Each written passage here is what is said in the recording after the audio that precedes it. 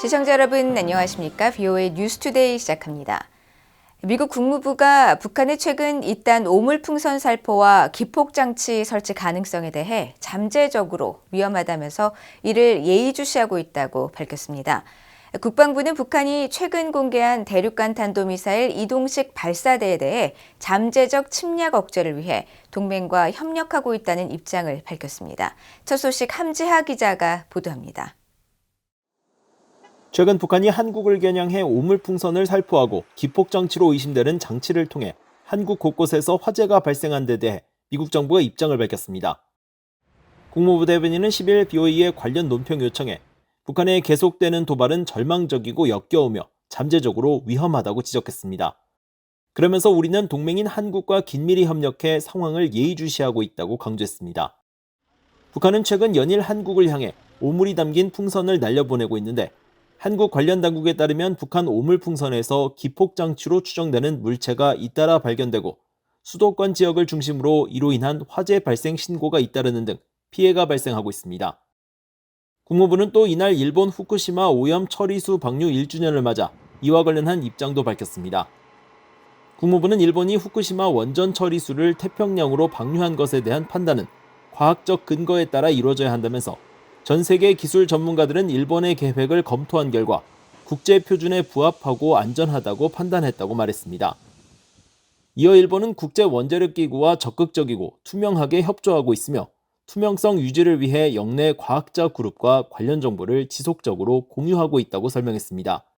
그러면서 국제 원자력 기구는 방출된 처리수의 삼중수소 수치가 안전 기준에 부합하며 현재까지 문제가 없음을 확인했다고 강조했습니다.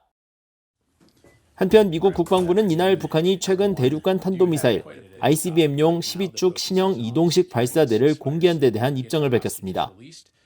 패트릭 라이더 국방부 대변인은 정례 브리핑에서 북한이 공개한 이동식 발사대가 미국의 안보에 위협이 되느냐는 질문에 잠재적 침략 억제를 위해 동맹과 협력해 대응할 것이라고 말했습니다.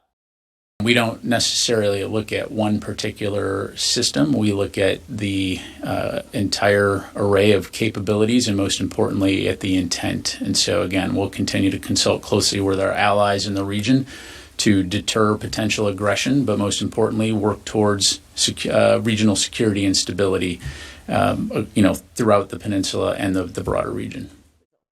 앞서 북한 노동신문은 지난 8일 김정은 국무위원장의 국방공업기업소 현장 방문 소식을 전하면서 신형 12축 이동식 발사대를 공개했습니다. 이 발사대가 공개된 것은 처음으로 새로운 대륙간 탄도미사일 ICBM을 개발 중임을 과시하면서 미국을 위협하기 위한 메시지를 보낸 것이라는 분석이 제기됐었습니다. BOE 뉴스 함지하입니다. 한국과 유엔 사령부 회원국 국방장관들이 북한과 러시아 간 군사 협력을 즉각 중단할 것을 강력히 촉구했습니다. 10일 서울에서 열린 제2회 한국 유엔사 회원국 국방장관회의에서 참가자들은 다수의 유엔 안보리 결의를 위반한 북한의 불법적인 핵미사일 프로그램을 강력히 규탄하고 북러 협력은 다수의 안보리 결의 위반일 뿐 아니라 불법적이고 위험하다고 지적하면서 양국의 즉각적인 군사협력 중단을 촉구했습니다. 또한 이들은 공동성명을 통해 유엔사 회원국들이 유엔의 원칙에 반해 한반도에서 한국의 안보를 위협하는 적대 행위나 무력 공격이 재개되면 공동으로 대응할 것임을 선언했습니다. 올해 2회째를 맞는 한국 유엔군 사령부 회원국 국방장관회의는 한국의 김용현 신임 국방부 장관, 캐나다의 빌 블레어 국방장관이 공동으로 주최했으며 지난해 6.25 전쟁 참전 70주년 계기로 처음 열렸습니다. 블라디미르 푸틴 러시아 대통령이 우크라이나 침략 전쟁을 위해 점점 더 북한과 이란의 도움에 의존하고 있다고 토니 블링컨 미국 국무장관이 말했습니다. 블링컨 장관은 10일 영국 런던에서 데이빗 레미 외무장관과 회담 뒤 기자회견에서 이같이 말하고 이는 실제로 무기를 얻기 위한 것이며 명백하게 다수의 유엔 안보리 결의를 위반하는 것이라고 지적했습니다. 그러면서 이란이나 북한처럼 직접적인 무기 지원이든 중국처럼 방위 산업 기반에 대한 지원이든 러시아에 지원을 제공하는 모든 국가는 전쟁을 영속화하고 분쟁을 부추기고 있으며 보다 광범위하게는 유럽에 대한 위협을 조장하고 있다고 말했습니다. 미국과 한국, 일본 간 협력 강화를 독려하는 결의안이 미국 하원 의회 본회의를 통과했습니다. 의원들은 역내 점증하는 북한과 중국 등의 공세에 맞서기 위한 삼국 협력의 중요성을 강조했습니다. 이조은 기자가 보도합니다. 한 달여간의 휴회를 마치고 개원한 미국 하원의회가 첫날인 9일 본회의를 열고 미한일 삼국 협력에 관한 결의안을 채택했습니다. 결의는 이날 구두 표결에 붙여져 압도적 찬성으로 본회의를 통과했는데 민주당의 제리 코널리 하원 의원이 지난 3월 대표 발의하고 5월 외교위원회를 통과한 지 약 4개월 만입니다. 이번 결의안에는 의회 내 코리아 코커스 공동의장인 공화당의 조 윌슨 의원과 마이클 맥콜 외교위원장, 그레고리 믹스 민주당 외교위 간사 등 22명의 의원들이 초당적으로 이름을 올렸습니다. 이번 결의안을 대표 발의한 버지니아주의 코널리 의원은 이날 결의안 표결 직전 본회의장 연설을 통해 미국과 동맹국들은 인도태평양 지역에서 중국의 공세에 반드시 함께 맞서야 한다며 미한일 삼국 협력의 중요성을 강조했습니다. This resolution, I think, is an important statement by this body in recognizing that we will meet aggression, we will deter aggression, we seek peaceful coexistence, but we're going to build strong alliances to insist peaceful coexistence is possible. 미국령 사모아를 대표하는 아마타 콜먼 라데바겐 공화당 하원 의원도 이날 연설에 나서 민주주의 국가 간 연대가 매우 중요한 순간이라는 점을 강조했습니다. As the Chinese Communist Party and North Korea work to destabilize the Indo-Pacific region, we find ourselves in a pivotal moment where democracies must unite against authoritarianism. 라데바겐 의원은 또 미한일 삼국의 협력은 우리 시대의 시급한 도전에 대처하기 위해 중요하다면서 이를 위해 동맹국인 한국과 일본이 역사적 이견을 제쳐두고 단결하는 모범을 보여주고 있다고 말했습니다. 이와 관련해 이날 결의에는 한일 관계의 개선을 높이 평가하며 한일 협력과 미한일 삼국 공조의 중요성을 강조하는 내용도 담겼습니다. 특히 양국 관계 회복을 위해 주도적인 역할을 한 윤석열 한국 대통령과 기시다 후미오 일본 총리의 탁월한 리더십을 높이 평가한다며 한일 관계 강화는 미국을 포함한 삼국 협력에 있어 더 원대한 야망을 품을 수 있게 했다고 명시했습니다. 그러면서 외교와 경제, 안보, 정보 영역 전반에 걸친 한일 협력과 미한일 삼국 협력을 더욱 강화할 것을 독려한다고 강조했습니다. VOA 뉴스 이조은입니다. 북한이 영변 핵시설을 계속 가동하고 또 다른 핵시설인 강선단지를 확장하고 있다고 국제원자력기구 IAEA가 밝혔습니다. 북한의 핵 프로그램 지속과 추가 핵 개발 정황에 강한 우려를 나타냈는데 김정은 국무위원장은 핵무기의 기하급 수적 확대를 언급하며 군사력 강화를 예고했습니다. 조상진 기자가 보도합니다. 국제원자력기구 IAEA의 라파엘 그로시 사무총장이 9일 오스트리아 빈에서 열린 IAEA 이사회에서 성명을 통해 북한의 영변 핵시설이 계속 가동 중인 징후가 지속적으로 관찰되고 있다고 밝혔습니다. 그로시 사무총장은 지난해 10월부터 영변 경수로 냉각수 시스템에서 물이 배출되는 것을 관찰했다면서 이는 현재 경수로에서 시운전 과정이 진행 중임을 시사한다고 설명했습니다. 경수로 시운전은 일반적으로 핵 연료 생산을 위해 원자로를 정상 가동하기 전 시스템을 확인하기 위한 과정으로 이를 통해 냉각수 시스템과 전기 설비, 제어 장치 등을 점검합니다. 그로시 사무총장은 또 영변의 5메가와트 원자로 및 원심 분리기 농축 시설의 가동과 일치하는 징후가 관찰됐다는 사실도 확인했습니다. 지난해 8월 보고 이후 5메가와트 원자로는 가동이 중단됐고 현재 약 3주간 가동 중단 상태가 유지되고 있다며 이는 원자로의 가동 주기가 종료됐음을 시사하며 이후 원자로에 새 원료를 재공급할 가능성이 있다는 의미라고 평가했습니다. 또한 영변 이외에 추가로 만든 강선 핵단지에서도 기존 본관 건물 인근에 새 별관이 건설돼 사용 가능 면적이 확장됐다고 지적했습니다. 그로시 사무총장은 현재 진행 중인 영변 경수로 시운전을 포함한 북한의 핵 프로그램 지속과 추가 개발은 관련 유엔 안보리 결의에 대한 명백한 위반이자 매우 유감스러운 일이라고 비판했습니다. 그러면서 IAEA는 북한의 핵 프로그램 검증에 필수적 역할을 수행하기 위해 강화된 준비 태세를 계속 유지하고 있다고 강조했습니다. 이런 가운데 김정은 북한 국무위원장은 정권 수립일인 구구절을 맞아 미국의 핵 위협을 주장하며 자신들의 핵무력을 한계 없이 늘려나가겠다고 위협하고 나섰습니다. 북한 대외관용 조선중앙통신은 10일 보도를 통해 김 위원장이 연설에서 핵무기수를 기하급수적으로 늘릴 핵무력 건설 정책을 관철해 나가고 있다고 말하고 미한일 군사협력을 언급하면서 우리의 군사력은 계속 진화할 것이며 우리는 한계점을 정해놓지 않을 것이라고 밝혔다고 전했습니다.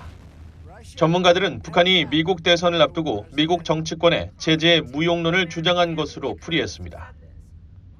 제재 압박을 지속하면 할수록 북한의 핵무력은 더욱 고도화되고 무기수는 기하급수적으로 늘어갈 텐데 그걸 방관할 건지 아니면 제재를 풀고 적대관계를 해소하면서 새로운 정책을 추구할 것인지는 미국의 선택에 달려 있다 이런 얘기겠죠. 김 위원장이 미국의 핵 위협을 강조한 것은 추후 도발을 위한 명분 쌓기 차원이라는 지적도 나옵니다. ICBM의 발사가 있을 가능성도 배제하기 어렵다. 특히 이제 신형급은 아니더라도 기존 모델을 개량한 고체형 발사, 또 중거리 탄도미사일 같은 경우도 새로운 신형급 모델이 등장할 가능성이 매우 높은 상황이거든요. 이런 무기들의 실험 가능성은 아직도 남아있다라고 보여지고 이게 아마 연말 특히 이제 미국 대선을 앞두고 미국에게 보내는 메시지로서의 의미도 상당히 가질 것으로 보여지고요. 전문가들은 미국 대선에서 누가 당선되더라도 현재의 대북 정책이 크게 변하지 않을 것으로 보고 긴장 고조가 필요하다는 판단 아래 북한이 기하급수적인 핵무기 증강을 강조한 것으로 분석했습니다. BOA 뉴스 조상진입니다. 신종 코로나 바이러스로 인한 북한의 국경 폐쇄로 평양에 있던 외교관들을 철수 조치했던 스웨덴 정부가 상황이 허락하는 즉시 평양의 외교 인력을 영구적으로 복귀시킬 준비가 돼 있다고 밝혔습니다. 스웨덴 외무부 대변인은 10일 스웨덴 외교관들이 조만간 북한 주재 대사관에서 근무를 시작할 예정이라는 북한 전문 매체 NK뉴스의 보도에 대한 VOA의 논평 요청에 이같이 답했으며 스웨덴은 앞서 지난 2월 안드레아 뱅트손 북한 주재 스웨덴 대사 지명자의 방북과 관련해 VOA에 외교 요원들의 영구적 평양 복귀를 위한 활동의 일환이라고 밝힌 바 있습니다. 북한의 국경 폐쇄 이후 서방 국가로는 처음으로 북한의 외교관을 보냈던 독일 정부도 이날 VOA에 지난 2월 외무부 팀이 평양에서 기술 점검을 진행했다고 밝히고 다만 당시 방문은 북한 주재 독일 대사관의 재개를 위한 사전 결정은 아니었다고 설명했습니다. 한편 지난 2월 독일과 스웨덴 외무부 대표단의 방북 이후 영국과 스위스, 폴란드 외무부도 북한 당국과 평양 방문 계획을 조율하고 있다고 밝혔지만 아직까지 성사되지는 않고 있습니다. 북한 평안북도 의주군에서 본격적인 수해 복구 작업이 시작된 것으로 나타났습니다. BOA가 플래닛랩스의 8일자 위성 사진을 분석한 결과 압록강과 맞닿은 의주군과 위화도의 여러 지역에서 공사가 한창인 장면이 포착됐습니다. 대부분 얼마 전까진 공터였지만 아파트로 추정되는 직사각형 모양의 건물이 들어서고 있는데 특히 압록강과 맞닿은 의주군의 한 지대에는 약 20개의 부지가 형성됐고 일부 지점에는 약 50m 길이로 콘크리트가 바닥에 깔렸습니다. 모두 홍수로 유실된 주택을 대체하기 위해 세 부지의 아파트 등 공동 주거시설을 짓고 있는 것으로 보이는데 수해가 발생한 지역에서 이처럼 대대적인 공사가 벌어지고 있다는 것은 그만큼 북한의 피해가 적지 않다는 것을 시사합니다. 앞서 김정은 국무위원장은 북한 수해로 인한 사망 실종자 규모를 1000에서 1500명으로 추산한 한국 언론 보도를 공개적으로 강하게 비난하며 이를 부인한 바 있습니다.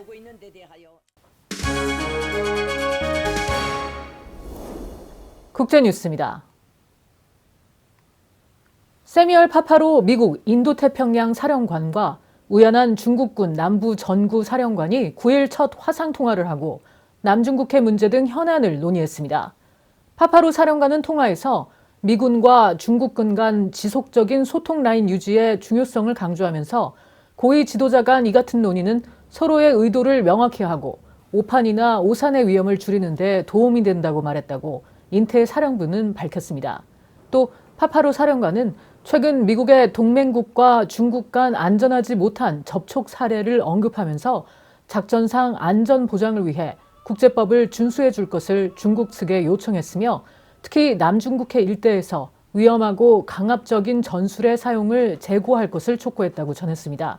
이번 통화에 대해 인태 사령부는 지난해 11월 미국 샌프란시스코에서 열린 조 바이든 대통령과 시진핑 중국 국가주석 간 정상회담의 후속 조치였다고 인태 사령부는 설명했습니다. 우크라이나군이 10일 러시아 모스크바 지역을 포함한 곳곳에 140기가 넘는 무인기, 드론을 동원한 공습을 감행했습니다. 러시아 당국은 이날 수도 모스크바 주변에 최소 20기의 우크라이나 드론을 요격했다고 밝히고 모스크바 동쪽 라멘스코예에서 최소 1명이 사망하고 3명이 부상했으며 지역 4개 공항 중 3곳이 6시간 넘게 폐쇄되면서 약 50편의 항공편이 우회하는 등 피해가 발생했다고 전했습니다. 러시아 국방부는 우크라이나 북동부에서 100km가량 떨어진 러시아 브란스크 지역에서 최소 70기, 크루스크 등 다른 지역에서도 수십 기가 넘는 드론을 격추했다고 밝혔고 마리아 자하로바 러시아 외무부 대변인은 이번 공격을 불법 테러 행위로 규정하면서 국제기구와 협력해 대응할 것이라고 말했습니다. 우크라이나 정부는 이날 공습에 대해 따로 언급하지 않았으며 최근 이란이 러시아에 탄도미사일을 제공했다는 보도와 관련해서는 9일 이란 고위 외교관을 초치해 해당 보도가 사실로 확인될 경우 이란과의 관계에 회복 불가능한 결과가 초래될 것이라고 경고했습니다. 사상 첫 민간인 우주 유영을 위한 미국 민간 우주기업 스페이스 X사의 우주선이 10일 발사됐습니다.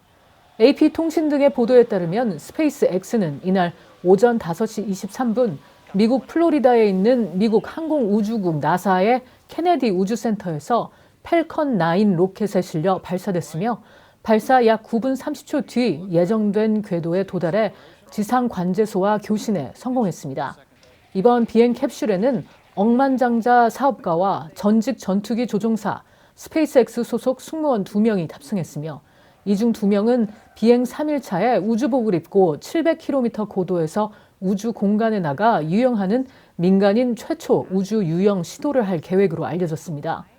폴라리스 던으로 명명된 이번 임무는 역대 가장 위험한 임무로 평가되고 있다고 로이터 통신은 보도했으며 승무원들이 탑승한 캡슐이 최종적으로 돌게 될 타원 궤도 중 최고 고도인 1,400km는 1972년 아폴로 달 탐사 계획 이래 인간이 우주 탐험 목적으로 지구에서 가장 멀어진 거리에 있게 되는 겁니다.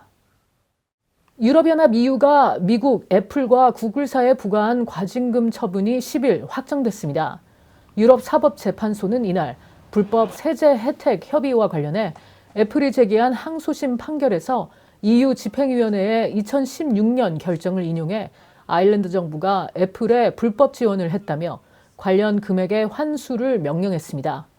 앞서 EU 집행위는 지난 2014년 애플이 아일랜드로부터 세금 부담을 인위적으로 0.005%까지 낮추는 세제 혜택을 받았다면서 144억 달러에 달하는 체납 세금 납부를 명령한 바 있으며 이에 대해 애플은 2003년부터 2014년 사이 아일랜드 세법에 따라 발생 수익의 12.5%에 해당하는 금액을 이미 미국 정부에 납부했다며 EU 집행위의 관련 결정은 국제세법을 무시한 규칙의 소급 변경이라고 주장했습니다.